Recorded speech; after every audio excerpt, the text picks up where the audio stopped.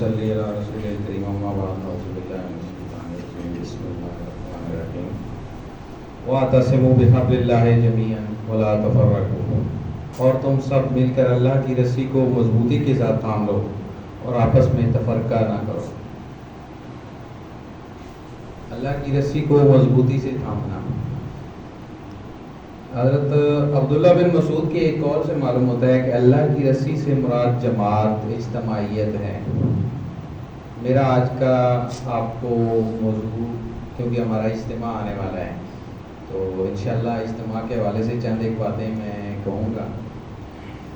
रसूलुल्लाह सल्लल्लाहु अलैहि वसल्लम मुख्तलिफ इरशादात में जमात इज्तमाइयत को लाज़म पकड़ने की कही गई है। एक हदीस में है, तुम्हारे ऊपर वाजिब है कि तुम जमात को लाज़म पकड़े रहो और तफरकाबाजी से बचो, क्योंकि शैतान एक के साथ होता है और दो लोगों के साथ दो रहता है। यानी कि जमात इज्तिमा हमारा एक आपस का ताल्लुक, इस कोई भी अल्लाह की रस्सी को मजबूती से पकड़े रखो का मतलब ये नहीं है कि हम बस रस्सी को पकड़ के खड़े हैं। जैसा कि मैं कहूँगा कि टाका वार है, तो हम रस्सी को पकड़ के सिर्फ खड़े नहीं रह सकते। जब वक़्त आएगा तो हमने उसके साथ होना है। अगर हम कहें कि हाँ जी हमने रस्सी पकड़ के खड़े हैं, लेकिन जब इज्तिमा का टाइम आए तो हम बस पकड़ पे अपने के रस्सी पकड़ के अपने घर ही बैठे रहेंगे, तो फिर उसका कोई ख़ास हमें फ़ायदा नहीं होगा। क्योंकि जो इज्तिमात का इनेकाद या किसी किस्म के इजलासात होते हैं, अभी शेख साहब बड़ी प्यारी बात कर रहे थे माल के हवाले से। तो क्या जमात को सिर्फ हमारा माल चाहिए? नहीं, हुजूर ने फरमाया माल तो ठीक है, किसी भी सिलसिले को चलाने के लिए ज़रूरी है, लेकिन वो माल की कदर व कीमत उस वक्त है कि जब हम अपना वक्त भी देंगे। क्योंकि हम ऐद करते हैं कि हम अपना वक्त भी देंगे, तो क्या हम अपना वक्त भी देते हैं कि नहीं दे पाते? मौका पे हम आते हैं, कोई भी जमाती प्रोग्राम, कोई फंक्शन, कोई इज्तिमा, क्या हम उसमें भरपूर शिरकत करते हैं या नहीं करते हैं? इस सिलसिले में मैं एक करूँगा, हज़रत मसीह मौऊद अलैहिस्सलाम जलसा या हमारे इजलासात की जो अहमियत है उसको बताते हैं।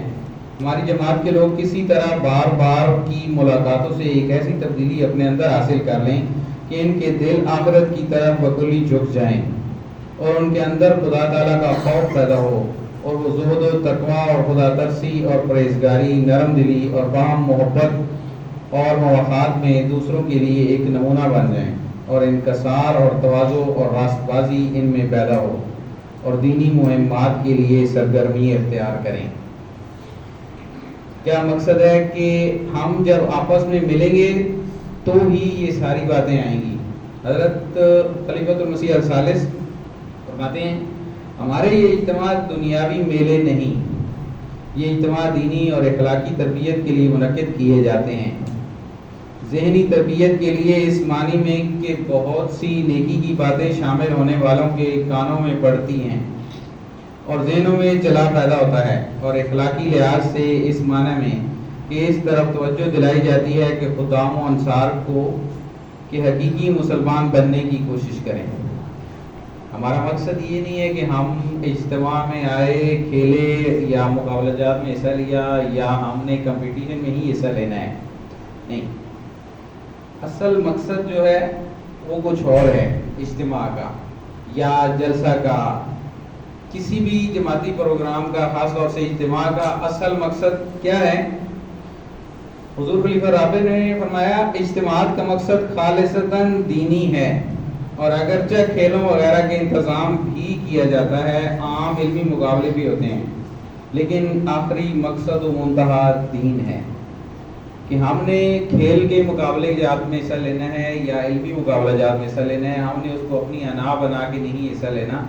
हमारा मकसद दीन होना चाहिए कि हम यहाँ पे आए हैं तो हम दीन के लिए क्या करें, हम दीन के लिए कुछ सीखने आए हैं, हम अपने अखलाकियात सीखने आए हैं, ताकि हमें पता चले कि हम अगर मैदान में हैं तो हमने कैसे अखलाक से रहना है, किस तरह से बिहेव करना है। जस्ट हमने जीतने के लिए नहीं इज्तिमा में जाना। हो सकता है कि हम हार भी जाएं, लेकिन असल में कुछ ऐसे होते हैं कि जो हारे हुए भी जीत जाते हैं। تو ہم نے اجتماع میں جانا ہے اس لیے کہ ہم کچھ سیکھنے کے لیے جائیں. ہمارا مقصد اجتماع میں شرکت یہ ہونا چاہیے کہ ہم نے دین کو سیکھنا ہے, تاکہ ہم سیکھیں گے تو اس کے بعد کریں گے. حضور نے فرمایا پس اس میں, حضور خلیفہ خامس کا ایک فرمان پڑھ رہا ہوں, پس اس بارے میں خاص کوشش کر کے اس طرف توجہ دیں اللہ تعالیٰ آپ کو صحیح معنوں میں خدام الاحمدیت بنائے. صرف نعرے اور ترانے اور وعدے ہی نہ ہوں صرف, بلکہ حقیقت میں آپ میں وہ کچھ نظر آئے جو ایک احمدی خادم میں نظر آنا چاہیے. کیا ہم سب میں وہ کچھ نظر آتا ہے؟ ہم اپنی طرف دیکھیں. ایک احمدی خادم میں نظر آنا چاہیے. اور اگر آئندہ, کیونکہ بچوں نے بھی سنبھلنا ہے, چھوٹی عمر کے خدام ہیں, انہوں نے سنبھالنا ہے, جو جماعت نے انشاءاللہ پھیلنا ہے. کوئی بات ہے کہ جماعت نے انشاءاللہ پھیلنا ہے اور پھیل رہی ہے, اگر ہم نہیں خدمت کریں گے تو ہم سے اچھے آئیں گے.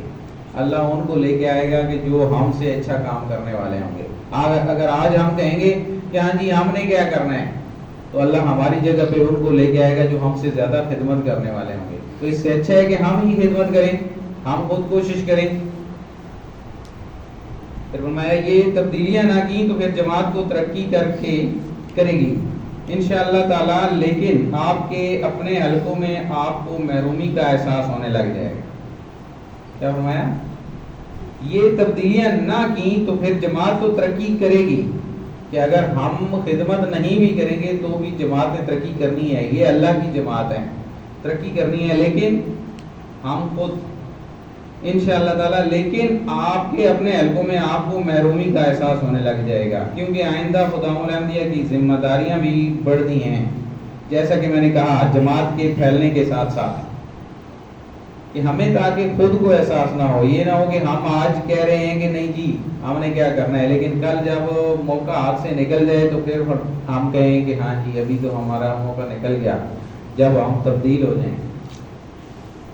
دیکھو ہمارے پاس اپنی اس ذمہ داری کو سمجھیں, اپنے مقام کو سمجھیں, اور اگر آپ نے اپنے مقام کو سمجھ لیا, اپنی ذمہ داریوں کو سمجھ لیا, تو پھر دشمن ہزار حربے استعمال کرے احمدیت کو ختم کرنے کے, وہ کبھی کامیاب نہیں ہو سکتا. دشمن جتنا مرضی زور لگا لے اور جماعت کو نقصان پہنچا نہیں سکتا. بس احمدی نوجوانوں, حضور کیا فرما رہے ہیں, ہمیں بلا رہے ہیں, یہ ہم سے ڈائریکٹ خطاب ہے.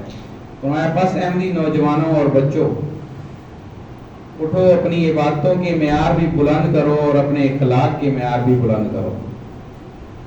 دونوں باتیں اجتماع والی آ گئیں کہ ہم نے عبادت کا معیار بھی بلند کرنا ہے اور اپنے اخلاق کا معیار بھی بلند کرنا ہے, تاکہ ہم دونوں حاصل کرنے والے ہوں. اجتماع پہ جا کے دونوں معیار ہم نے حاصل کرنے ہیں, کہ ہم نے اپنی عبادت کا بھی قائم رکھنا ہے اور اپنا اخلاقیات کو بھی.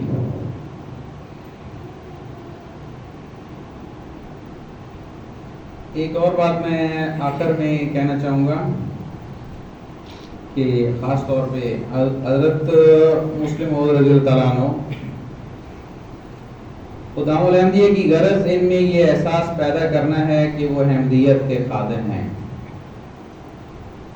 کیا ہم میں یہ احساس ہے کہ ہم خادم ہیں؟ اور خادم وہی ہوتا ہے جو آقا کے قریب رہے. یہ فرمان میں کافی دنوں سے پڑھ رہا ہوں, جہاں بھی جاتا ہوں میں نے جب سے پڑھا ہے, میں اپنی جس جگہ پہ خدام سے بات کرتا ہوں میں اس کو شامل کرتا ہوں. یہ فرمان خدام الاحمدیہ کی غرض ان میں یہ احساس پیدا کرنا ہے کہ وہ احمدیت کے خادم ہیں, اور خادم وہی ہوتا ہے جو آقا کے قریب رہے. کیا ہم اپنے آقا کے قریب ہیں؟ ہم سب, کیا ہمارا آقا سے ایک تعلق ہے؟ کیا ہم اپنے آقا سے رابطے میں ہیں؟ ٹھیک ہے, ہم اجتماع میں بھی آئیں گے, ہم چندہ بھی دے لیں گے.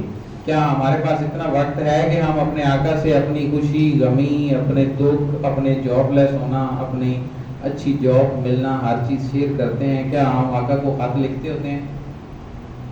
کیا حضور سے ہمارا ایک تعلق ہے جس سے ہمارا پیار ہوتا ہے تو ہم اس سے تعلق رکھتے ہیں, اس کو اپنی خوشی غمی, اپنی باتیں بتاتے ہیں؟ کیا آپ سب لکھتے ہیں؟ کیا ہم اپنا ہر بات, اپنی ہر بات, اپنا جو جس سے ہم پیار کرتے ہیں اس کو شیئر کرتے ہیں. جو خادم اپنے آقا کے قریب نہیں رہتا وقت کے لحاظ سے یا کام کے لحاظ سے، وہ خادم نہیں کہلا سکتا. آج ہم سب نے یہ سوچنا ہے کہ کیا ہم خادم کہلا سکتے ہیں؟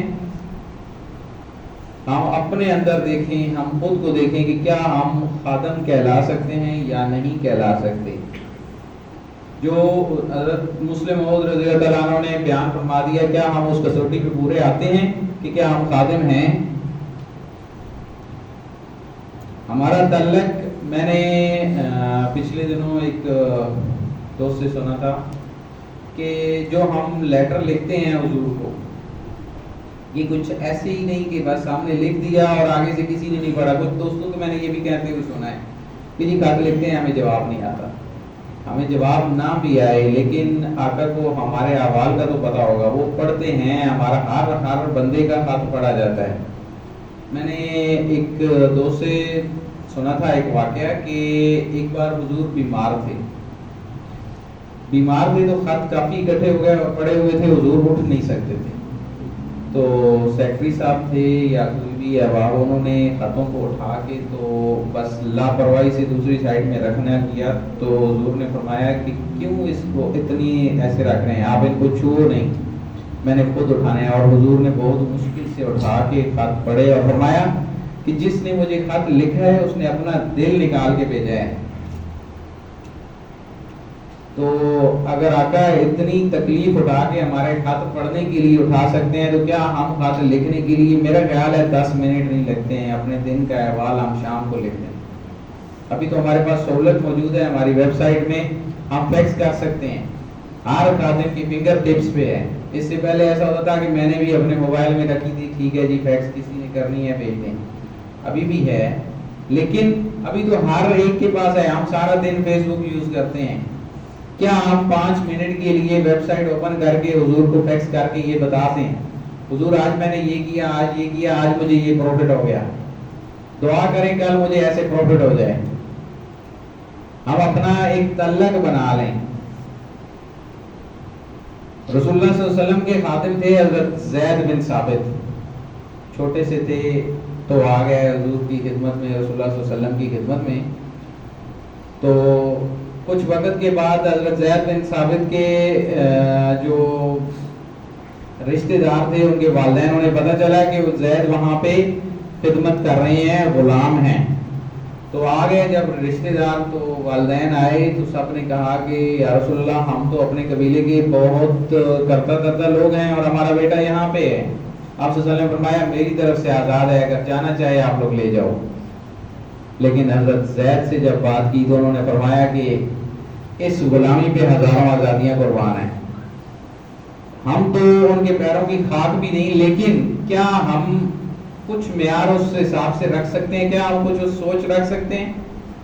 آج سب نے یہ سوچنا ہے اور سوچ کے پھر اس پہ تاکہ ہم عمل کریں اور ہم کوشش کریں کہ کیا ہم آنے والے اجتماع پہ شرکت بھی کر سکتے ہیں اور کر کے پھر اپنے خادم ہونے کا واقعی ہم حقدار ہیں. کیا ہم حق رکھتے ہیں کہ اپنے آپ کو خادم کہیں؟ السلام علیکم.